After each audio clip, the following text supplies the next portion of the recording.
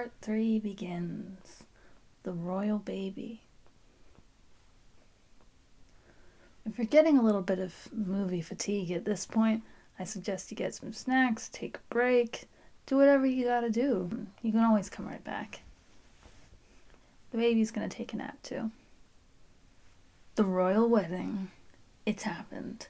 The royal baby begins now. Enter again with Amber updating her blog.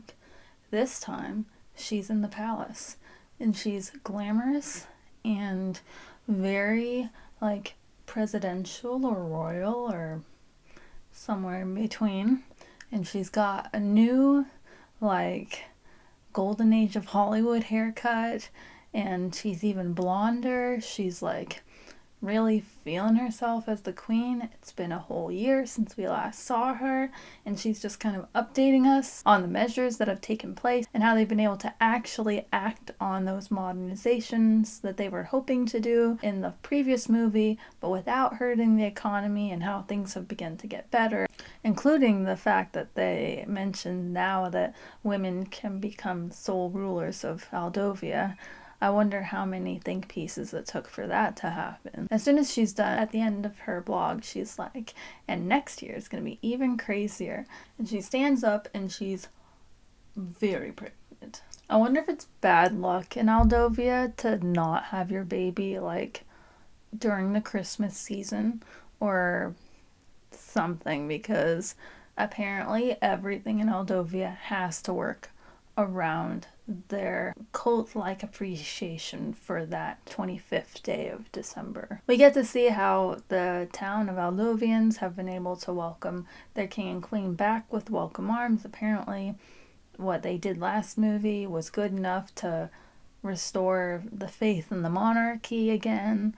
And if the last movie was about the problem and them learning to meet in the middle, then this movie is really about how they make each other better and what their happily ever after could look like. For some reason, that also involves talking about a treaty that was made in the 1400s over this battle that happened during that time involving Aldovia and another invented country called Pangola, or Pangolia. I think it's Pangolia, which can't help but evoke the image of a pangolin. But pangolins aside, we get to have this flashback to two very good looking dudes meeting on the battlefield who evidently were the ancestors of King Richard, or not technically because he's adopted, and the Pangolian rulers. Unfortunately, no, they do not kiss. Aww. But we get to find out that that's when they signed this peace treaty, and that every 100 years they sign it again, just really symbolically in order to show that they are still peaceful with one another. And they take out this beautiful, genuinely fascinating to me scroll that is just basically they just keep sewing on other addendums. Every time it's signed, they attach a scroll to it until it's just longer and longer. And it's really actually a very interesting concept. And so you know that this year, representatives of Pangolia are going to be coming in order to be there for them to sign it. And because resident feminist hero Amber is not going to let some man sign the treaty on her watch, she's like, and also me and the other queen, right? And her husband's like, yeah, sure, why not? But the head of house, Miss Averil's like, well, sure, I understand why you'd want to do that. However, Pangola is even more conservative and traditional than we are, so chances are that's not going to happen. But of course, Amber is determined to make it happen. So you know that's going to be a point of contention for them in the film. So we meet the king and queen of Pangolia, and almost immediately, of course, Amber sticks her foot in it by kind of over enthusiastically saying hello and not doing the traditional welcome. And you can see that the king, but mostly the queen, are basically kind of turned off by this. And the queen especially is just very, let's call a spade a spade. She's kind of an ice queen. Like, it's obviously supposed to be a made up Asian country versus a made up European country. And it's kind of interesting that they say that they had this battle on the Silk Road. Like, they do a pretty good job at weaving in the fictional and factual history. However, I'm also curious as to the argument that you get about when you're going to be filming something that could be seen in China or in a more conservative country, about the kinds of rules and regulations you have to follow for that, and these large companies will kind of tiptoe around them. And for that, we also go on to the fact that Sahil and her best friend show up again. However, instead of dating, they're business partners. It's not that they can't be business partners, and it's not that because they're gay they should definitely be dating, so much as they are the only gay characters canonically within the movie. And judging by the end of the second movie, where it seemed like everyone was pairing up, it feels like they really backpedaled on that so that they wouldn't have to show any actual representation through that. They do as much as they can, like through subtext. They both wear inverted versions of each other's clothes, like a blue suit and a white shirt, or a white suit and a blue shirt. So, but that also could be argued to just be them being business partners. So it's like, plausible deniability either way. They're also the best looking / best groomed guys in the movie. So come on, do something with it. But to be fair, they also kind of backpedal on anything going on with the Queen Mother and her potential love interest. They kind of ignore that for the third movie as well. So it's like Princess Emily gets to have her thing with the young Tom, who we met in the second movie, and they're kind of dating, which is pretty cute. I think especially to see a girl who is disabled being able to have an actual relationship with somebody without it being a big deal, or mostly without them overemphasizing like her disability in a like poor girl kind of way, or in a like we're all supposed to learn a lesson from her because she's still strong or something. Like, for the most part, you don't feel that. And you really just feel like they have a relationship because they like each other. They're just having fun together, and it's not overly weird and moralizing or anything like that, which is nice. Okay, so another thing that goes on within this movie is, in order to be normal, like we were learning in the second movie that was important to them, they decide that they're both going to figure out what normal is to them. And part of that is going to be figuring out how they're going to help welcome this new baby for themselves. And I say this new baby, not new son or daughter, because they are both very superstitiously almost determined not to let anyone know the gender of their baby, which made me worry that we were in for some wild gender reveal party, and it doesn't happen. But it could have happened. Instead, Amber is focused on all these different like birthing techniques and what labor is going to be like, and trying to plan around that, while Richard is trying to learn how to build apparently the world's most complicated royal baby crib. And they do the whole comical like, it's a giant instruction book. I'm just like regular clumsy dads. And these are things that obviously they don't need to do by themselves, and really could hire people to do them for them, or at least help them with them. But, it's important to them to take on something for themselves. And while they're doing it, they'll do it together and help each other out. And so, like, they're both, like, helping ground each other. In the midst of all of the politics and other things that are going on in the world outside them, they're able to kind of regroup and focus on what it's going to be like to be a mom and dad together, which is pretty cute. There's this one weirdly kind of sexual scene where she's so pregnant that she can't put her shoe back on. Oh, hear me out. And so she's leaning on the couch and trying to like stick her foot back into her shoe, but she's making all these sounds, and like you can't tell entirely what's happening. And then finally Richard comes in and helps her put her shoe on, but it's a long moment of her making sounds, like the second Richard leaves. So you're like, was she need to relieve some tension while he's gone? Oh boy. But of course, with what's going on between the two different kingdoms, the moment we were introduced to the scroll, you probably suspected that something was going to happen to it. And it does. It goes missing. A person in a long robe and a veil shows up and steals it, like some sort of wise man or ninja.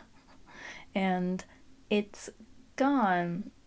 Uh-oh. There's this ongoing juxtaposition between tradition and being a mother and feminism and modernity. Like, you can't cross over that line. Like when Amber's talking to the queen and she's trying to explain certain things that she's going to have for her kid, and the queen obviously is looking down upon her for not following certain things that to her seem important. And so it's that kind of mother shaming that you do see IRL, unfortunately. Queen Ming is kind of like when you see those women, they're like, I don't need feminism. Like, I can pull myself up by my bootstraps. I've got everything in order. I work for a living. I don't make excuses. And you're like, oh, honey. And now that the scrolls are missing, which we knew was going to happen, the Queen Mother finally admits that they have bad security, which, let's be real, we knew from the second that Amber broke back into the castle. With no tools, no tech, no nothing. Just, it's been a problem. Come on, guys. If they wanted to assassinate you, they could have assassinated you by now. At one point, Richard's like, are you going to draw a line of suspects? And she's like, Investigative Journalism 101. As though she hasn't really been focused on blogging about the royal family the entire time, but instead is an investigative reporter. Ooh. I'm not putting down bloggers. I'm a blogger. I'm just... There's a bit of a line. I don't know. I mean, she's done some snooping, but I guess in the second movie more than the first, just, it's funny. Also, Melissa, name I haven't mentioned until now, which is Amber's best friend, shows up to stay with them for Christmas because Simon invited her. And there ends up, unfortunately, being a love triangle between Simon, Melissa, and a third girl, Lynn, who works for the royal family of Pangolia. Simon is a huge flirt, so it is hard not to look at him interacting with Lynn in front of Melissa and everyone else and not feel like he's being really shady.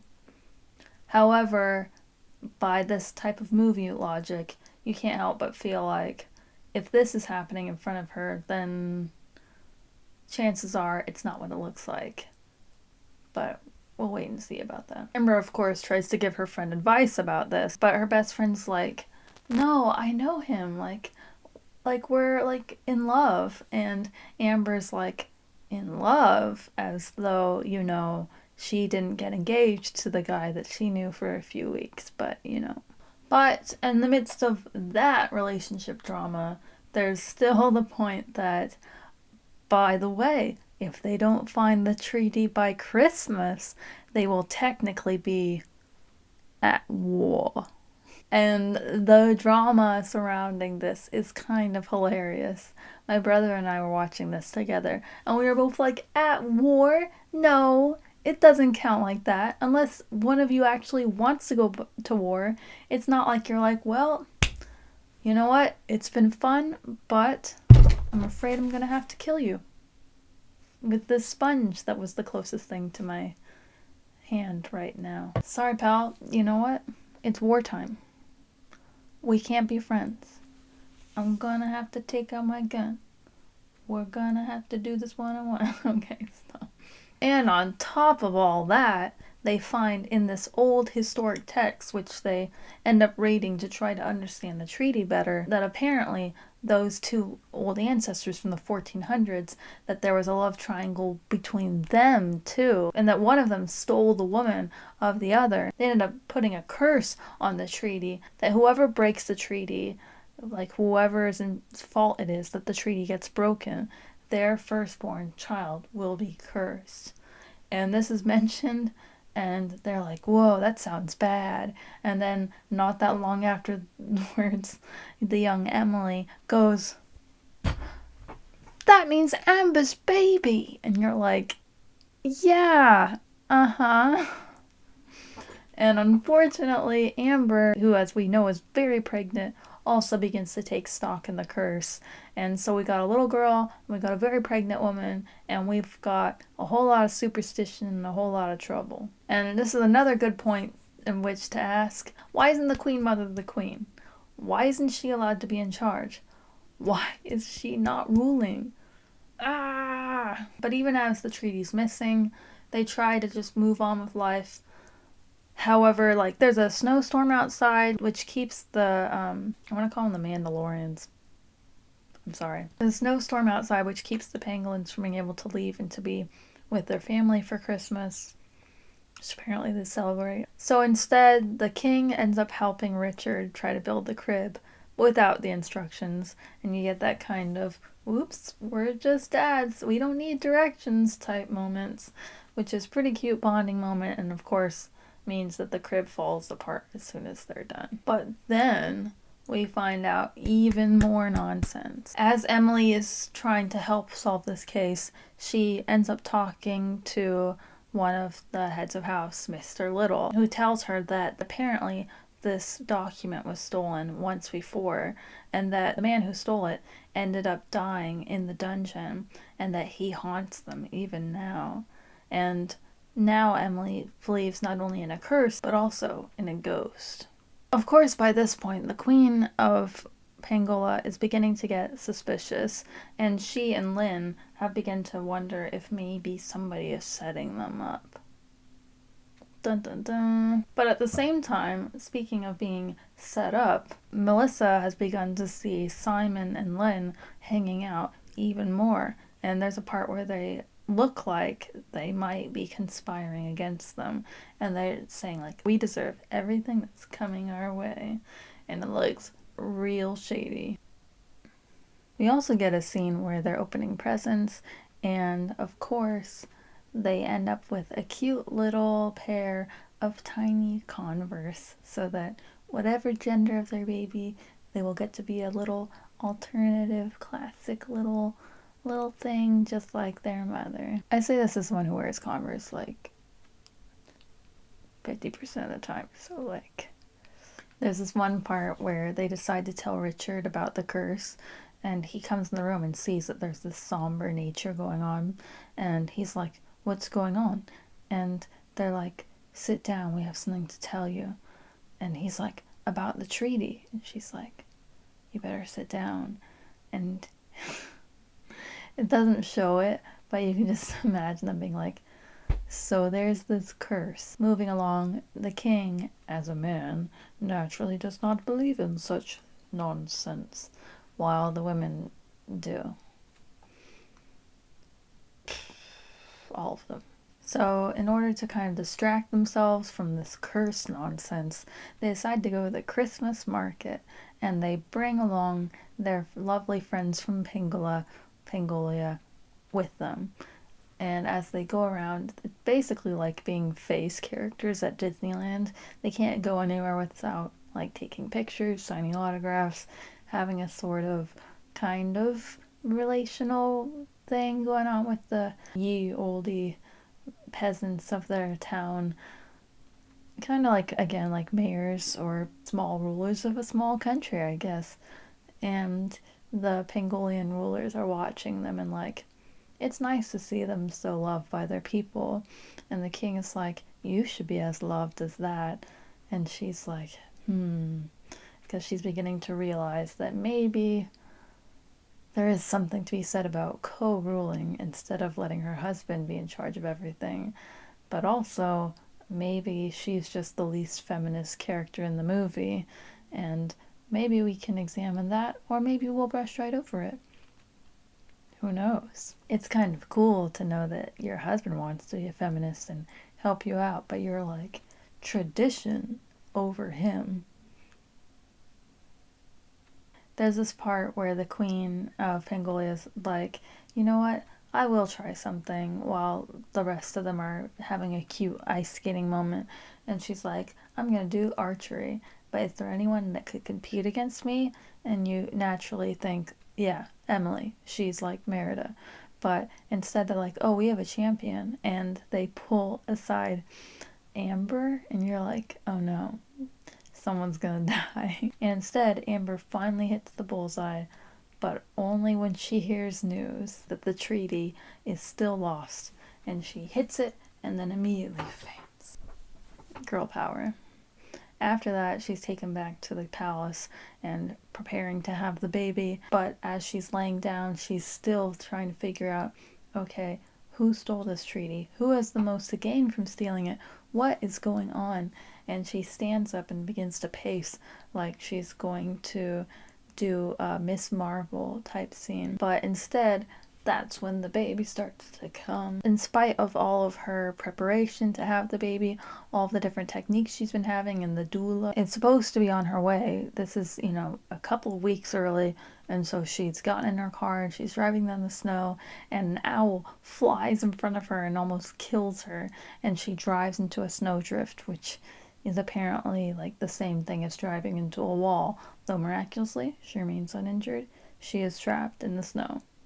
I half expected us to just forget about her and not return to her, but thankfully that's not the case. But either way, a strong proponent for showing us that the curse is real. And as it's the last half hour of the movie, and Richard hasn't ridden a horse, I mean, it's time. So he rides a horse out there and he rescues her out of her car and he takes her on horseback back to his queen to help her birth that baby the way she was supposed to do it. And meanwhile, little Princess Emily is just adding stress to her queen's life by continually talking about the ghost and this and that. And finally, they say, go look for stuff, like go do something else. So, with the Queen Mother, they decide to explore the dungeon, the most haunted place in the castle. And as they explore the cell that apparently Leopold, the vizier from the second movie, was held in, and possibly the former thief of the treaty that was now haunting them, supposedly, the gate closes as if on its own and locks them inside. And as neither of them brought a cell phone or anything, they are trapped without anyone to come looking for them. And in spite of the fact that the jail is absolutely not ADA compliant, Aldovian Disability Act compliant, stuck in there with just her and her crutches. And that's the one thing, though, that helps them kind of begin to get out at first, or anyway, when she uses her crutch to try to reach the guard keys that are just out of reach. But sometime later, the queen suddenly remembers the old hairpin technique, and miraculously that works. But that doesn't occur before there's some wind and some light that comes through the window above them, and then they notice that there's something kind of off about this one tomb-like stone structure on the ground, and as they shift it and move it, they see that the treaty was hidden in there all along. So once they've escaped, they're able to bring it upstairs, because if it's not signed by midnight, they're gonna go to war. They're just gonna start killing each other like savages. It's just gonna be a bloodbath. It's just gonna be like the purge up there. I mean, they better get up there quick, because, the elderly and disabled are probably going to be killed first. Like, what you gonna do? Okay, that's too dark. I'm sorry. So, in spite of all this tension and suspicion surrounding Simon, there's this one part where Amber's just having a hard time letting go and being, going through this pregnancy thing, and Simon comes over and hands her 2 stress balls that apparently he keeps in his pockets for when he has anxiety, and lends them to her. And as she's squishing these stress balls and taking deep breaths, you're like, yeah, he's not the bad guy, is he? But as they bring in the treaty from the prison, it suddenly all clicks into place, and Amber stops having labor, or at least stops the active participation in it, in order to stand up and give her whodunit moment. And who should have done it but Mr. Little, aka the butler slash man of the house who had told the young Princess Emily about the ghost in the dungeon in the first place. Apparently, he was related to some of the ancestors that were involved in this feud that had happened a long time ago, and that he was one who was trying to get revenge on behalf of his ancestor. And he insists that he would never have done anything if he had known about the curse, and that he would never hurt the child. But either way, kind of effed up, dude. This part where they're like, you nearly started a war. And it's like, no, you didn't. Why do people not understand that a war... It's like, sorry, man. The war, it's the war. Also, as they're being shifty towards Simon, he finally confesses that what he and Lynn had been doing was really trying to work out a better plan for the treaty at the end of the day, so that both of their countries would be able to strike up better relations than they had before. Economics sneaking around, supposedly in each other's best interests. And the other secretive part of the whole thing was him asking her, of course, if she thought that this ring would be the one for her. And Melissa is like, oh. And he's like, will you marry me? And she's like, yes. And hooray, royal marriages all around. But of course, it's not yet midnight. They've got to sign this thing. And the other queen is like, don't worry, we're not going to curse your baby. We're going to sign it. And you're like, oh, wait, do you mean the queens as well? And they're like, we're running out of time. And she's like, there's always time to make history as queens. And this time, the queen has decided that girl power and yonic power and the power of all womanhood and female energy and murder mystery and Agatha Christie has fallen upon us, and they sign the treaty together, and they sign it as queens and as kings, and miraculously a war doesn't break out, but a baby does out of her womb, because everything in that world must revolve around Christmas. And as it's Christmas Day, the baby is born and is discovered to be a beautiful baby girl, the future monarch of Aldovia. Feminism nod. This beautiful, perfect Gerber baby that definitely wasn't just born a second ago, because she is too cute and too put together, named Ellery, which is a very fantastical sounding name that also apparently was Amber's mother's name. Paging all Ellerys. Would all of the Ellerys of the world please stand up? And it ends with the mother giving her own necklace, which stands for like mother's strength or feminine strength. And they decide that they're going to work together on mother's rights and women's rights in each other's countries. And you know what?